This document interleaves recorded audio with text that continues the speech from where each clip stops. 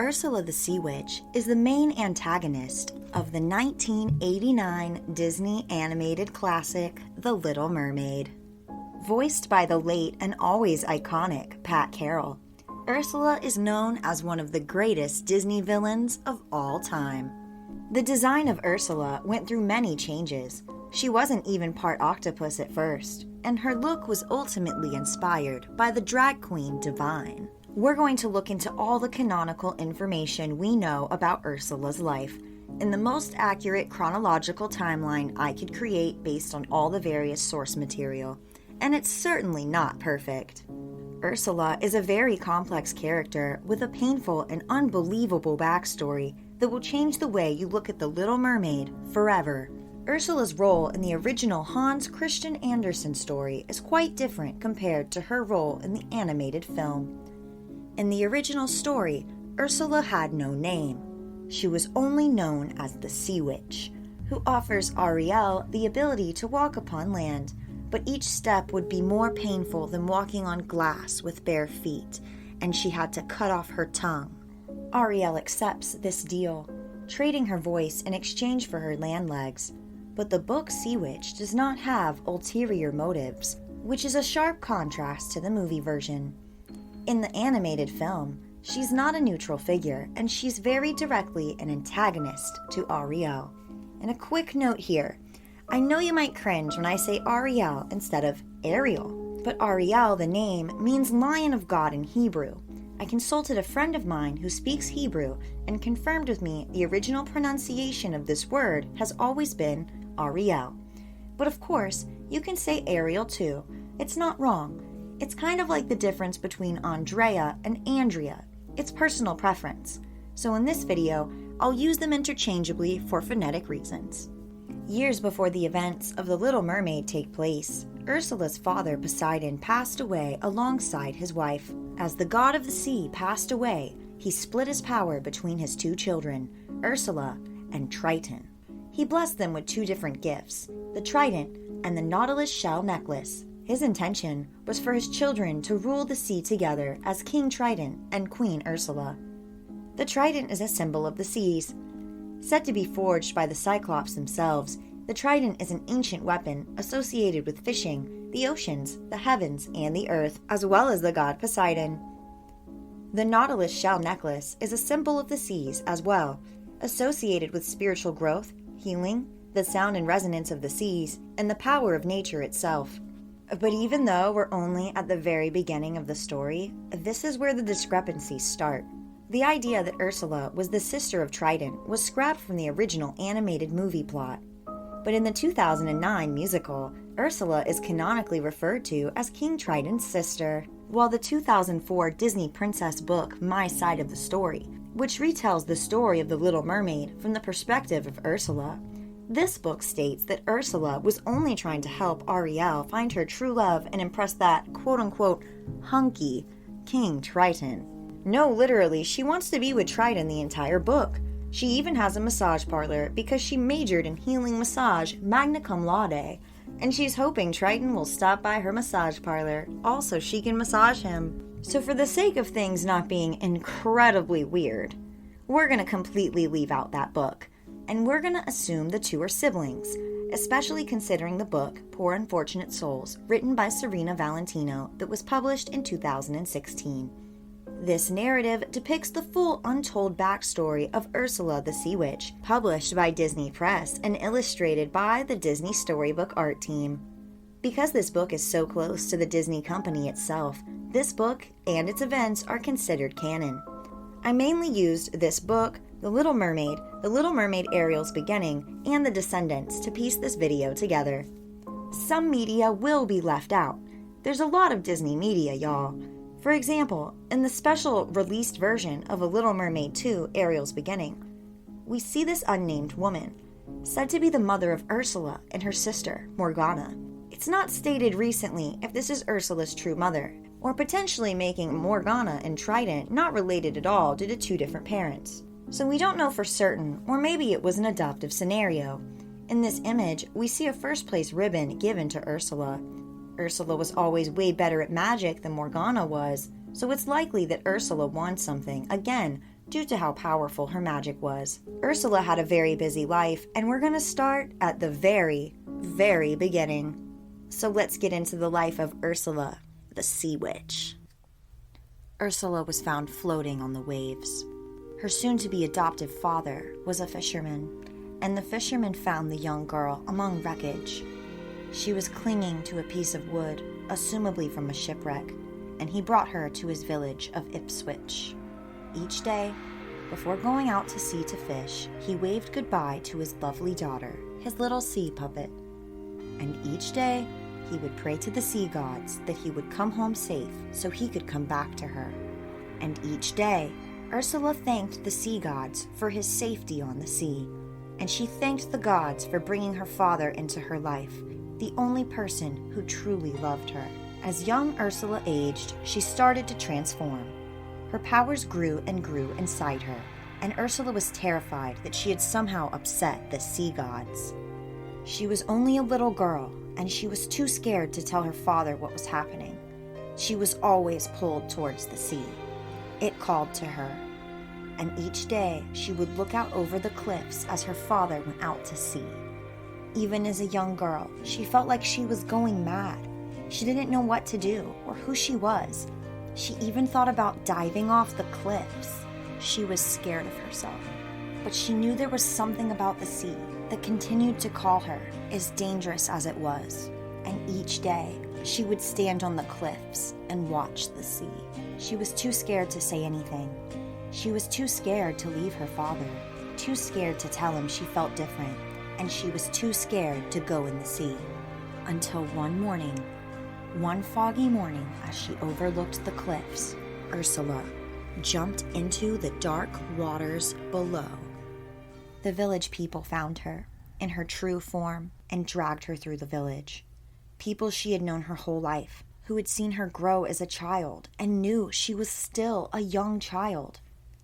They dragged her through the village and immediately tried to burn her alive. All the village people grabbed anything they could find, including furniture from their own homes, just to add it to her pyre. Luckily, Ursula's father realized the situation. He recognized his daughter, and he began threatening everyone with his harpoon. He would do anything to protect his daughter, even if that meant lives were lost.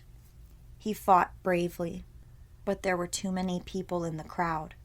Her father stood between her and the townspeople, so she could escape the pyre, and the townspeople ripped his body apart to try to get to Ursula, to try to put her back on the pyre, to burn her alive. Ursula doesn't recall exactly what happened after that. The memories are murky for her. They're trapped in a place that she's unable to reach. Triton then appears on the shores of Ipswich.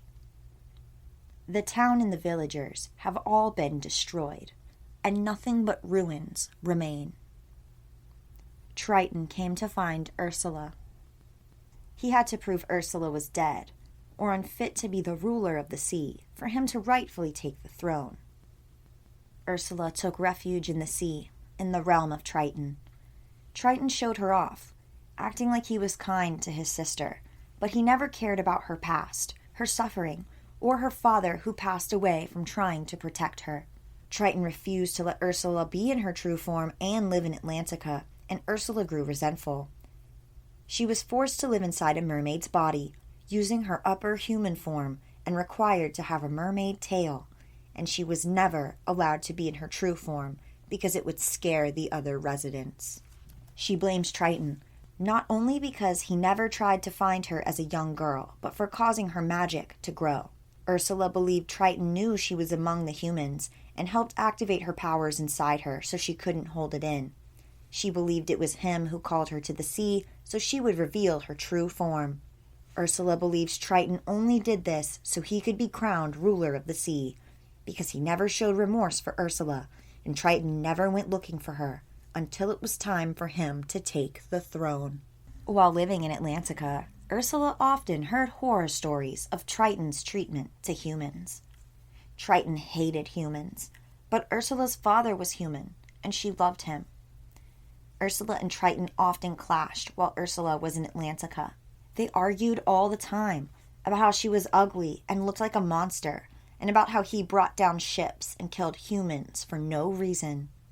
Queen Athena, the mother of Athena, Alana, Adela, Aquata, Arista, Andrina, and Ariel, was the only person who ever stood up for Ursula. She often stood up to her husband over the mistreatment of his sister and tried to persuade Triton that Ursula should rule by his side, as their parents wanted. But Triton did not listen, because he did not want anything ugly in his palace, and he was disgusted by Ursula, his sister's true form. Ursula, on the night of a royal function, arrived at the palace in her true form. Athena called her beautiful, but Triton was pissed. He banned Ursula from the court. All mention of Ursula was banned from the court, and Ursula was banished. She was never allowed to meet Triton's youngest daughter, her niece, Ariel. And Triton's eldest daughter, her niece, Athena, was told that the fond memories of her aunt Ursula were a bad nightmare. Ursula was banished to the unprotected waters. And she got her name as Sea Witch from using her powers in ways that were not beneficial to the citizens of Atlantica, by offering someone the exact thing that they want the most, but at a cost. Her contracts were law, and breaking your own part of the bargain meant you would be like the many other unfortunate Atlanticans that were turned into the polyps of her garden. Due to her powerful magic and awful reputation across the seas, Ursula built many personal relationships even after being banished from Atlantica. According to the musical, she never earned her father Poseidon's love because she was the ugliest of the 7 sisters. Poseidon might have only given her the Nautilus necklace out of pity for how badly he disliked Ursula's true form. It is also mentioned that she uses this necklace to destroy her sisters. But we know that Morgana was not one of these sisters, or that Morgana survived. If we're taking Ursula's mother and sister Morgana into consideration, this would be around the time they would be relevant to her life, considering how young Ursula would have to be for that to be part of the canon. At one point, Ursula has a daughter named Uma, a super badass pirate captain. Uma has some of Ursula's powers, including the ability to go on water and land. She can enlarge herself. And she is also a Scylian, a half-octopus, half-woman. When Uma is not working as a pirate captain, she works at her mother's restaurant, Ursula's Fish and Chips, as a waitress. Ursula apparently doesn't like to work there herself. She has better things to do. So maybe there is some merit to her once owning a massage parlor. Ursula spent countless days with a coven of 4 witches, Martha, Rose, Lucinda, and Circe. They would spend time together in the witches' magical traveling cottage, sipping tea and swapping stories of their deeds as witches. Ursula also reigned over her own waters, and even let select humans fish in her waters, most specifically the Morningstar family. The Morningstar family lived by the sea, right beside a huge lighthouse. The lighthouse has a very long history of Disney lore, but we don't really have time to get into that right now. Ursula and the king made a deal together. King Morningstar would not interfere in her kingdom of the sea, and Ursula would not interfere in his kingdom of the land. Triton was very displeased by this deal. He was known for cruelty to humans. He destroyed ships just for the existence of humans in his waters, but he had no authority over Ursula's waters. So Triton could not interfere with the deal made between King Morningstar and Ursula. Princess Tulip Morningstar, the daughter of King and Queen Morningstar and cousin of Princess Aurora, aka Briar Rose, was engaged to the same prince that was turned into a beast. Yes, that beast. By the very same coven of witches, Circe the Witch in particular. The prince turned cruel and evil when the curse was placed upon him. And Tulip Morningstar was so sad that her fiancé was turned into a terrible beast that she tried to throw herself off the cliffs. But Ursula saved her. Ursula makes a deal with Tulip Morningstar, and Tulip gives Ursula her voice and her beauty in exchange for her life. Tulip didn't think that her beauty was necessary to find love. Circe the Witch was upset by this, and goes to the Morningstar Castle to give Ursula the shell necklace, the Nautilus shell, in exchange for restoring Tulip Morningstar's beauty and voice.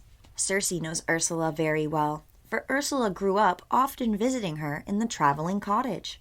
So she knew the sea witch could not resist getting her Nautilus shell necklace that was rightfully hers.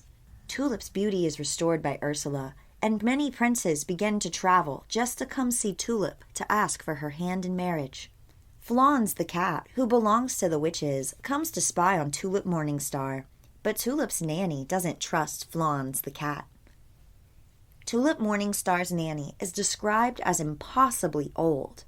She is secretly a very powerful witch, but Ursula is not aware of this. And I know, we just introduced a lot of new characters, and trust me, all of them are relevant to Ursula's story. King and Queen Morningstar, Tulip Morningstar, Tulip's unnamed nanny, and Flans the cat. All of them are important moving forward. It's also very important to remember that the Morningstar family lived by a lighthouse that was destroyed and then rebuilt. And like I said, we won't get into all the details of this video, but just know that all these things are very important in the Disney canon and will likely get more important as more movies are released. Ursula returns home from the Morningstar mansion to find King Triton's chariot posted up outside her house. Ursula is upset that he infiltrates her space without permission. Ursula doesn't feel it's fair that he acts like he can go wherever he pleases. When they're supposed to rule together as equals, he continues to act superior to her. Ursula strolls into her own home. She takes a moment to admire her favorite soul in the garden, as he was the first soul that she took. His name is Harold. She greets her other souls in the garden as Trident expresses his displeasure with her. He is not happy that she's been taking the souls of his citizens, and he's even more upset that she has a deal with the Morning Stars. But Ursula informs him that if he provided for his citizens, they would not need her help, and they wouldn't be desperate enough to ask. Trident snaps on her. He calls her ugly and a monster. He says she's not his sister. Ursula is very upset. She never felt at home in the palace, even when she transformed into a more pretty mermaid form to appease him. He never ever accepted her or cared for her for who she truly was. Trident tells Ursula that she must go upon the shore to live with the humans because she's been working with the Morning Stars and allowing them to fish in the waters. He tells Ursula that her own father, a fisherman, deserved to die for hunting fish. Ursula is angry and upset at his comments. She tells him he has no power in her realm, her waters, the unprotected waters. But Triton continues to threaten her. He tells Ursula that he left her as a very young girl and left her to die because he saw the monster she would become. Ursula realizes she was not left on wreckage as a child. She was abandoned by her brother. She was unwanted, and she was left to die alone in the very sea she was supposed to control. Ursula loses herself in her mind with the thought of her brother, a young merman, leaving a young girl to the fate of the sea, not caring if she lived, not caring if she died. Ursula wonders if her parents knew of Triton's behavior before they passed away, and if they knew their perfect son could do such a thing. Why else would they need him to prove that she was gone, or prove that she was unfit to rule? Ursula is not able to come to terms with these thoughts. She is scared shitless if her parents could have known any of this. So Ursula promises herself mentally that she will take the revenge needed. And it's in this moment of full betrayal, that she decides she will take everything from her brother. King Triton is unaware that she recently got her full power back from the Nautilus shell necklace. Ursula goes to visit her friends, the witches, at their witch cottage. Their witch cottage, which has the ability to move all around the lands on its own, is quite a magical place. It's been a long time since Ursula came to visit. She purposely makes herself grow large with magic so she can make a grand and flashy entrance. 3 witches of this coven, Lucinda, Martha, and Ruby, looked very small compared to her. Ursula seems very proud of her necklace, and the witches are too wise to tell her that they had been keeping it in their pantry. That is how their sister Circe had it, and was able to give it back to Ursula in exchange for Tulip Morningstar's beauty and voice to be restored. The 3 witches are very scared. They have not been able to find their sister, Circe. They are sad and afraid. Ursula promises the witches that they will see their sister again. She then contains herself in her human form, Vanessa. Inside the traveling cottage, Ursula sees an odd assortment of teacups. She asks herself which belonged to the old queen, which belonged to Anastasia and Rosella, and which belonged to Maleficent.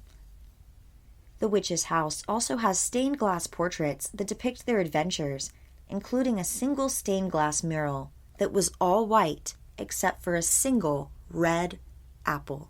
And Ursula reflects on the story she was told long ago about the apple.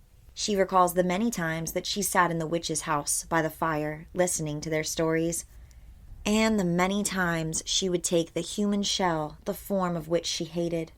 She was proud of her Scythian form, her half-octopus, half-woman form. Ursula wonders to herself how humans even manage to survive after all these years, suffering as they do with their fragile bodies. The witch's cat, Flans, is here. This cat has the ability to speak to witches in their mind. Flans can see Ursula's true form, even if she is in her human form. One of the three witches, Martha, hears the cat think in her mind that their sister, Circe, will never speak to the three witches again because they're too evil. And the sisters start pulling out their hair and having a breakdown. It's Ursula who calms them because she will make sure they see their sister again. The four witches, the three sisters and Ursula, go to the town of Ipswich, which is in ruins. Triton could not undo the damage that Ursula did to the town, and its ruins stand as a reminder to not cross Ursula, the sea witch. She tells the witches this was her hometown, and she tells the witches she wants to destroy King Triton. She tells them of her past, how she was found as a child, how her father saved her. The witches make offensive suggestions about her father abandoning her, and Ursula explains that they're wrong. Not all fathers are bad. She tells the witches of her trauma. She even gets so upset while telling the story that she turns into her true form while trying to explain the story to them. Something that happened when she lost control. She was not able to speak all the details out loud. It was too painful. But Ursula is ready for her revenge. Ursula has a plan that involves Triton's youngest daughter, Ariel, because she's fallen in love with a human, and Ursula knows just how badly that Triton hates humans, and just how powerful true love can be. She knew she had a prime opportunity at her hands. She knew it was possible Ariel would seek her out and visit her grotto, and Ursula knew it was likely she would try to ask her for something, since her dad Triton was so against her wishes of having a human mate. Ursula's original plan was to not only turn Ariel into a human, but to have her die as a human, so Triton would be forced to learn about true loss, even if that loss is a fragile human. She knows he would do anything to try to save his daughter, so she would try to take his soul in the process, so she could take his trident and claim her rightful place as the true ruler of the sea. The three witches sing about Triton's downfall. Ursula promises the witches that if they help her by making sure Ariel and Eric don't get together, she'll give them Ariel's soul. Ursula returns underwater to prepare for the arrival of Triton's youngest daughter while the witches work to do their part on land. At home, she is warmly greeted by Flotsam and Jetsam, her dear electric eels, each with one yellow eye and one clear eye. They watch as Ursula looks into her mystic mirror to watch the celebration currently taking place at the palace. She reflects back to her grand life she lived in the palace with huge feasts, but now she's banished. As everyone else lives a beautiful life, she lives in suffering. Triton still has no idea at this time that Ursula's powers have been fully restored since she got the Nautilus necklace back from Circe the witch. But Ursula has huge plans for the king. She sends Flotsam and Jetsam to watch carefully over Ariel and admires her garden of souls. Ursula is delighted in knowing that the next soul she takes will not be a random Atlantican citizen, but Triton's youngest daughter. She's so excited she starts singing, as she loves to do. Quick note here of the nautilus shell. A nautilus can also be a small octopus. The spiritual meaning of the nautilus shell is that of beauty, perfection, and the golden ratio, as well as the music of the sea. So it's very fitting that Ursula would take away someone's beauty or their voice, and very fitting she would use her own beauty or her own voice and song as a form of power. And as Ursula is plotting against Triton, she reflects back to Triton's deceased wife, Athena. Athena was the only mermaid to ever show her kindness. Ursula wondered if she could really take Ariel's soul. She was part of her mother after all. It doesn't feel right to Athena's memory, but Ursula knows she must keep her end of the bargain. Ursula watches in her mystic mirror as Triton destroys all of Ariel's human trinkets, acting cruel as usual. A few days later, Triton's red-headed daughter, Ariel, a spitting image of her mother, has come to her lair, followed by her eel cronies. Ursula is quite pleased. Ursula planned to use her vulnerability to persuade Ariel to sign a contract. Just to be dramatic, Ursula, in true Ursula fashion, takes this time to apply some lipstick. She offers Ariel the option to become human, and the young mermaid is entranced by her offer. Ursula sings a song about all those she's helped, those poor unfortunate souls in her garden, and Ursula's deal to the Little Mermaid is as follows. Ariel will be able to be a human for 3 days. Before the sun sets on the 3rd day, her and Eric must have a kiss of true love. Meaning, during that short time, she must make the Prince Eric fall in love with her and kiss her, all without using her own voice. If she completes this task, she will remain a human forever, and if not, she will turn back into a mermaid and her soul will belong to the Sea Witch. Yet again we see that theme of beauty. Ursula expects Ariel to try to convince the prince to love her just from using her looks and body language alone. Ariel is convinced to sign the contract, signing away her voice. She sings her voice into Ursula's nautilus shell necklace, and Ariel turns into a human who definitely cannot breathe underwater. Back at the Morningstar Castle, in the unprotected waters, the territory of Ursula, at least 45 of Tulip's princely pursuers have become too excited. They brawl and fight, and all compete for the attention of Tulip. One man even plays a song of her beauty, as others fight each other just to try to get a look at the princess. They wreak havoc upon the castle, and Tulip Morningstar is quite stressed. She feels as though the men have been cursed to be attracted to her, and Nanny offers to call Circe the witch for help. Tulip wonders how her Nanny could do such a thing, but Nanny has her secret ways. Nanny brings Tulip down into the pantry with the cat Flans. She grabs various herbs and speaks words, and the cat wonders if she's a witch. Nanny tells the cat in her mind that yes, she is indeed a witch, and continues her spell to try to find Circe to get help to remove the magic from the princes.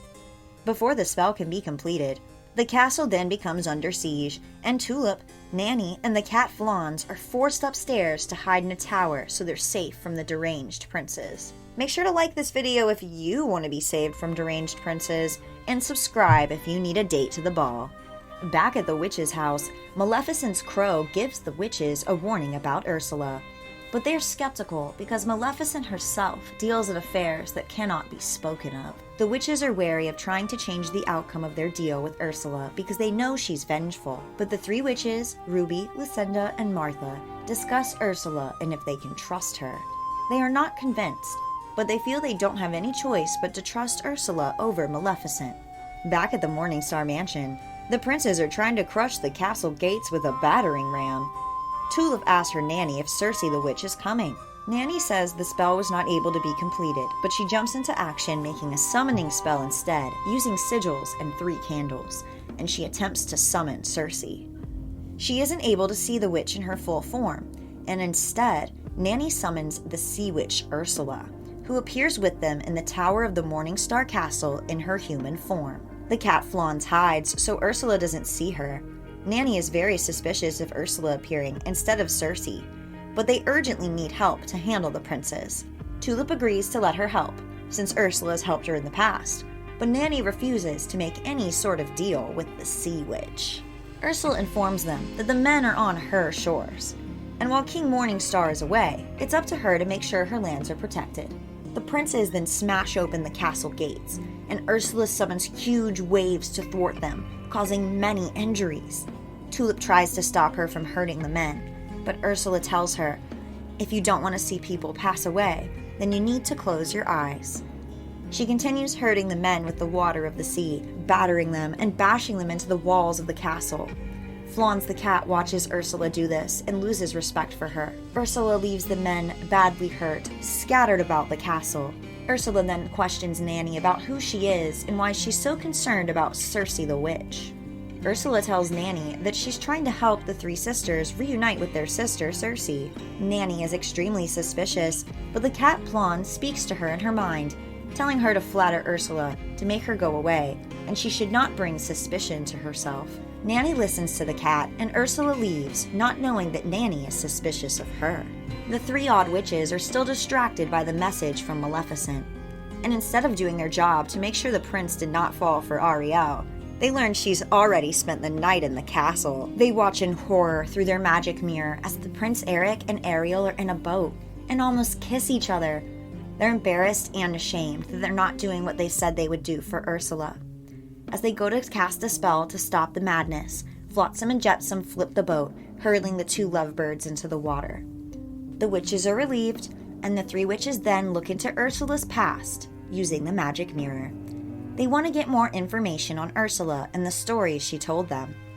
They see her past conversation with King Triton, where he trespasses on her property, tells her she's a monster. They see Triton tell Ursula that he left her to die at the top of the sea. This conversation gives them more light into Ursula's personal situation and how cruel Triton was to her. Back at her lair, Ursula is very proud of her eels for taking care of the kissing situation. Ursula is concerned if the witches are actually doing anything to help her or not, since the kiss in the boat was such a close call. She then turns herself into her human form, Vanessa. Ursula tells herself this is the last time she will become a human, and she goes on shore with her long dark hair and her bright purple eyes. She watched how Eric looked at the young redhead, and she was glad she took Ariel's voice. She knew Eric would remember the voice as the one that saved him, and the one that he needed to marry. She saw him playing his flute down by the waters of the shore, and she began singing like a siren. Ursula, being the smart manipulator that she is, realizes if she marries Eric, she could rule both on land and in the sea, and decides she'll marry the prince herself. She enchants him to be enchanted with her. It is noted that she doesn't need this enchantment to get Eric to marry her, because her human form is beautiful, and she has the voice that Eric thinks saved him. But she has a very limited time and must complete the task before the 3 days is over according to the contract. Ursula gets in her head about how Eric is so attracted to her human form. Ursula, still disguised as Vanessa, has Eric fully under the enchantment. Vanessa and Eric discuss wedding details with Eric's friend and confidant, Grimsby. Grimsby was skeptical of Eric's tales of the siren, but finally after hearing her voice, Ariel's true voice, he understood why Eric fell in love. Grimsby kisses Vanessa's hand, and Eric tells Grimsby to prepare the wedding, claiming he and Vanessa need to wed before sunset. Ursula, as Vanessa, is very pleased with herself. Eric is under her control, she has convinced his closest of allies, and Ariel thinks that Eric just found someone else that he was in love with that isn't her. Scuttle informs the very hopeless and distraught Ariel that Vanessa is Ursula the Sea Witch in disguise and that she's trying to marry the prince herself. Back at the Morning Star Mansion, the three witches have moved their traveling house just outside. The three witches are visiting the Morning Stars to try to get information on their missing sister, Circe. The three odd sisters sense a witch nearby and think that Ursula or Maleficent is nearby, but they're actually picking up on Nanny, also known as the One of Legends. Nanny invites the witches into the mansion, and the witches are concerned to see their cat Flans is already there. Nanny serves them tea, and Ruby steals a teacup to add to her collection. The witches are nervous about Ursula, and they take out a magic mirror. Nanny orders the mirror to tell her where Circe is, even though the witches weren't able to find her. A polyp in Ursula's garden appears in the mirror, a sad little goopy soul. The witches cannot even believe this is their sister, but Nanny explains to the witch sisters that Ursula will find a way to get out of her end of the deal, and that she already has possession of their sister's soul, and is keeping her hostage with her other souls in her garden. The witches are infuriated and check in on Ursula in the magic mirror. Ursula the Sea Witch is walking hand in hand with Prince Eric down the aisle of their marriage boat. All the townspeople are there to pay their respects, and Ursula as Vanessa seems quite pleased.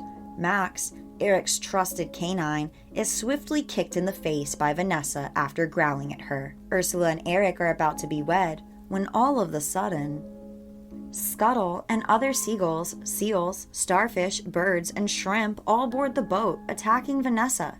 She fights back against them, still in her human form, when Scuttle rips her nautilus shell necklace off her neck. As soon as the necklace is taken, Ursula loses control. The incantation on Eric is broken, and Ariel gets her voice back. Ursula's voice comes from Vanessa's mouth, begging Eric to get away from Ariel, but the young couple is already infatuated with each other. The couple doesn't kiss in time for sunset, and Ariel transforms back into a mermaid. Ursula's true form is revealed. All the townspeople are shocked and disgusted. Ursula then grabs the Little Mermaid and jumps into the sea. The three witches are terrified by Ursula's actions, and they cast a spell. Visitors from all over the lands were currently at the Morningstar Castle with their ships to celebrate the sacred winter solstice at the Morningstar Castle. They were all there to celebrate the sacred ceremony of fire and light during the time of cold and darkness. Their ships were gathered around the lighthouse of the gods, the signature of the Morningstar Castle. The witches cast light into the skies, already full of celebratory fireworks for the solstice, and they sent their magic to kill Ursula. Ursula drags Ariel into the sea, and King Triton comes to save her. He orders Ursula to let her go. Ursula informs him that his daughter signed a contract. Flotsam and Jetsam hold Ariel to keep her from escaping, and Triton tries to destroy the contract, but it cannot be destroyed, not even with his magic. Ursula offers Triton in exchange for his power, his soul, and his trident to get his daughter back. He agrees, feeling he deserves this fate for the cruelty to his daughter. The three witches watch this scene in the mirror, and although they hate Triton and believe he deserves a worse fate, they harness their magic and hate and fuel it into their spell against Ursula. And they watched in terror as Ursula's body grew massive as she cascaded herself to the top of the sea. Ursula now had possession of all she ever wanted. She was in control of the trident, her brother's soul, and his crown, meaning she was the queen of the sea. Her body grew so massive, larger than she had ever had been before. Her magic grew as she commanded the sea, rising sunken ships and creating a maelstrom. Ursula was insatiable. She had started to go mad and wanted to kill Ariel. She continued to command the sea. The witches were already quite displeased by all of Ursula's actions, but if she killed Ariel, she would be taking the only thing that she had promised them, Ariel's soul. The Witch of Legends joined the witches in their spell in a desperate attempt to take down Ursula, because Ursula's power had now grown too strong and it was a threat to the entire world. The witches continued to chant their incantations and watched as Eric boarded one of the raised ships with full intention to use it to destroy Ursula. The witches wished him strength in his selfless act to save Ariel, his true love. They poured all their magic into the sky and enchanted the ship. Prince Eric used the hull of the ship to drive it directly into Ursula, finally destroying her. Ursula could not have known that there were so many forces against her at once, and she was defeated. Her body burst into many pieces that littered the sea floor. Upon her death, all the souls in her garden came back to life, including King Triton, Circe, and even the first soul she ever took, Harold. Circe the witch sees pieces of Ursula's soul and body and tentacles on the sea floor. Circe then smashes the nautilus shell necklace. As soon as she does this, Circe is plagued with hate and pain. She sees painful visions of a man being ripped apart and a harrowing sadness that is unbearable to hold. Circe was filled with hate.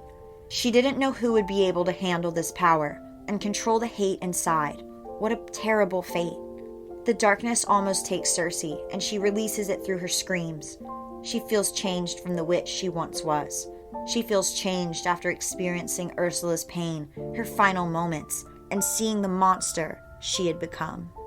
I'd like to take a second now to have a moment of appreciation for the late Pat Carroll. Pat was born in 1927, and Pat passed away on July 30th, 2022. She began her career in 1947 as an actress and worked until 2022. Her last role was Ursula in Disney Dreamlight Valley. She was not able to see the game before it was released.